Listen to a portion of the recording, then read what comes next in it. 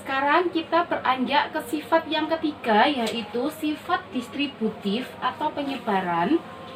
Yang pertama, kita belajar mengenai sifat distributif perkalian terhadap penjumlahan. Sama, kita harus memperhatikan pola sisi kanan atau pola sisi kiri. Pada pola sisi kanan, rumusnya A dikali buka kurung B ditambah C. Sehingga di pola sisi kirinya menjadi A dikali B ditambah buka kurung A dikali C. Jadi ada A-nya itu dibagi menjadi dua nanti. Ada yang A dikali B dan ada A dikali C. Dan ditambah tandanya. Baik. Kita beranjak ke contoh soal, yaitu yang pertama ada angka 10. Itu ada di contoh soal di halaman 20. Coba kalian perhatikan di contoh soal yang nomor 1, yaitu ada angka 10 dikali buka kurung 5 ditambah 9. Ini merupakan pola yang sisi kanan. Yang pertama kita harus menentukan dulu mana A, B, dan yang menempati nilai C. 10 menempati nilai A, 5 menempati nilai B, dan 9 menempati nilai C. Nah, ketika dalam soal menggunakan pola yang sisi kanan, mengerjakannya menggunakan pola yang sisi kiri, yaitu buka kurung A dikali B ditambah A dikali C. Nah, A-nya itu nanti dikali, ada 2 kali huruf A-nya. Sehingga yang menempati nilai A adalah angka 10. Sehingga 10 dikali B. B-nya yaitu angka 5. Nah, seperti ini. Ketika A dikali B yaitu 10 dikali 5 ditambah A lagi dikali C. A-nya yaitu angka 10 dikali C-nya 9. Nah, tutup kurung. Kita kerjakan dulu yang di dalam kurung. 10 dikali 5 yaitu 50 ditambah 10 dikali 9 yaitu 90. Sehingga 50 ditambah 90 hasilnya berapa, anak-anak? Nah, hasilnya yaitu 140. Sama ya. Jadi di dalam distributif maupun di dalam asosiatif, kalian harus menentukan dulu mana A, B, dan C-nya. Kemudian kalian perhatikan dia itu pola yang sisi kanan atau pola yang sisi kiri. Mengerjakannya tinggal menyesuaikan. Jika dia adalah soal yang sisi kanan, mengerjakannya menggunakan sisi kiri. Ketika di soal sisi kiri, mengerjakannya menggunakan pola yang sisi sebelah kanan. Nah, seperti itu. Sekarang contoh soal yang nomor 2, ada buka kurung 7 dikali negatif 3 tutup kurung ditambah buka kurung 7 dikali 13 tutup kurung. Kalian perhatikan dulu polanya. Jika ada angka yang diulang secara 2 kali dan letaknya di depan, itu adalah nilai tempat yang menempati nilai A, ya. Nah, berarti dia menggunakan sisi pola yang sisi sebelah kiri. Jadi ada angka 7, ini perhatikan di contoh soal nomor 3 di halaman 20. Kalian perhatikan di buku kalian. Ada angka 7 di depan. Di sini juga ada angka 7 lagi. Nah, berarti angka 7 itu menempati nilai A. Dan ada min 3 atau negatif 3 menempati nilai B. Ada angka 7 lagi menempati nilai A, dan ada angka 13 berarti dia menempati nilai C. Nah, jika dalam soal menggunakan pola yang sisi kiri, berarti mengerjakannya menggunakan pola yang sisi kanan. Yaitu berarti rumusnya sekarang menjadi A dikali B ditambah C. Nah, A. Yang menempati nilai A yaitu yang di depan dan angkanya diulang 2 kali. Ada angka 7, angka 7. Sehingga A-nya yaitu angka 7 dikali buka kurung B-nya yang menempati nilai B adalah negatif 3 ditambah yang menempati nilai C adalah 13. Nah, cara mengerjakannya 7 kalian tulis terus dikali buka kurung. Nah, ini kembali lagi ke penjumlahan bilangan bulat positif dan bilangan bulat negatif. Ketika ada angka dengan tanda yang berbeda, cara mengerjakannya dengan cara dikurangi. Negatif 3 ditambah 13, berarti 13 kamu kurangi 3, hasilnya 10.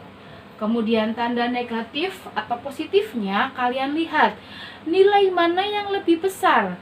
Dalam soal ini yang lebih besar adalah nilai 13, yaitu positif, jadi tidak ada tanda negatifnya. Sehingga negatif 3 ditambah 13 hasilnya 10. Nah, ketika sudah seperti ini, kita kali 7 dikali 10 maka hasilnya 70. Nah, ini merupakan contoh soal untuk sifat distributif perkalian terhadap penjumlahan yang kalian harus perhatikan mana yang menempati nilai A, B, dan C, dan pola yang mana, sisi kanan atau sisi kiri. Baik. Sekarang kita beranjak ke sifat distributif perkalian terhadap pengurangan.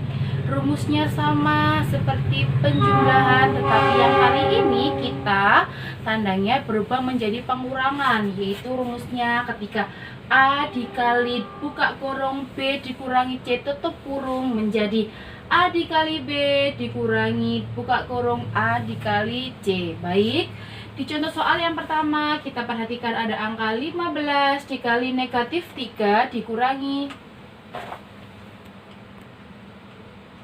2, yaitu 15 dikali negatif 3 dikurangi 2. Kita tentukan dulu mana yang A, B, dan C. Angka 15 ini dari contoh soal halaman 21. Kalian perhatikan di nomor 1, angka 15 merupakan nilai A. Negatif 3 adalah nilai B dan 2 adalah nilai C. Nah, berarti dia yang dalam kurung ternyata B dikurangi C. Berarti dia menggunakan soalnya pola sisi kanan. Kita harus mengerjakannya dengan pola yang sisi sebelah kiri. Berarti kita tulis dulu pola sisi kirinya A dikali B tutup kurung dikurangi buka kurung A dikali C tutup kurung. Nah, sekarang kita kerjakan buka kurung yang menempati nilai A adalah angka 15. Kita tulis 15 dikali yang menempati nilai B adalah angka negatif 3. Kita kali negatif 3 dikurangi A nilai 15 dikali 2. Setelah itu kita kerjakan di dalam perkalian. Jika ada tanda yang berbeda, otomatis di hasilnya akan ada tanda negatif. Sehingga 15 dikali negatif 3 hasilnya adalah negatif 45. Kurangi 15 dikali 2 hasilnya 30. Nah, sehingga bertemu negatif 45 dikurangi 30. Nah, ketika mengerjakannya kalian harus ingat kembali di pengurangan bilangan bulat positif dan negatif. Ketika negatif 45 dikurangi 30 berarti kalian punya utang 45, kalian hutang lagi 30 sehingga hutang kalian semakin banyak, sehingga ada negatifnya. Berarti negatif 45 cara mengerjakannya dikurangi ditambah negatif 30 sehingga utang kalian menjadi banyak, sehingga ada negatifnya, sehingga hasilnya adalah negatif 75. Seperti ini. Beranjak ke contoh soal yang kedua, ada angka buka kurung 9 dikali negatif 14 tutup kurung dikurangi buka kurung 9 dikali 6 tutup kurung. Ini ada di contoh soal di halaman 21 yang nomor 4. Coba kalian perhatikan.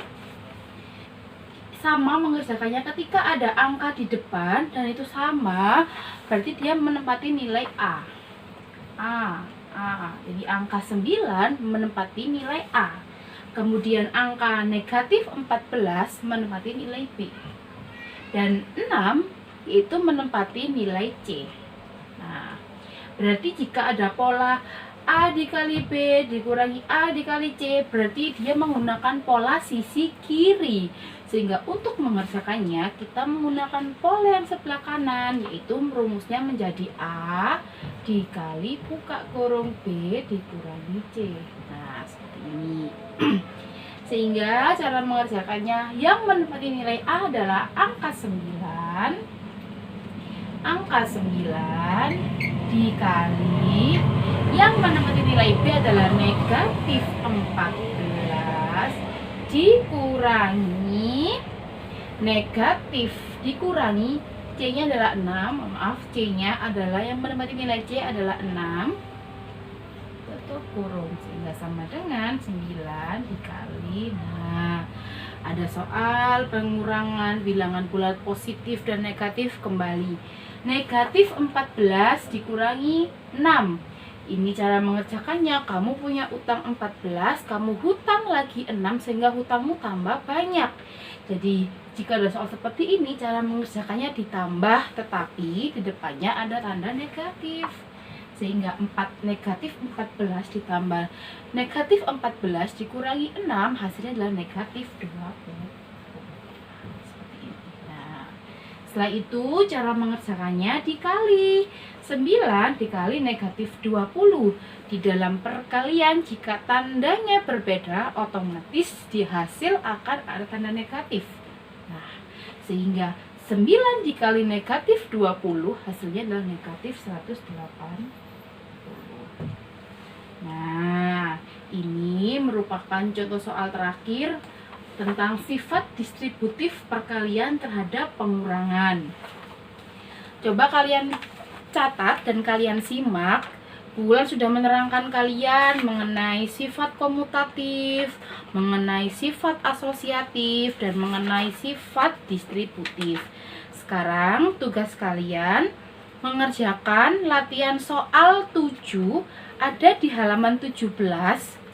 Kemudian latihan soal 8 ada di halaman 19 dan 20.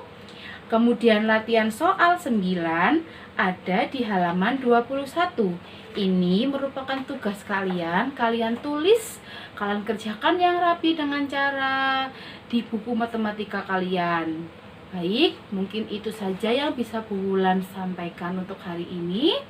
Sampai bertemu di penjelasan berikutnya. Bu Wulan akhiri. Wassalamualaikum warahmatullahi wabarakatuh.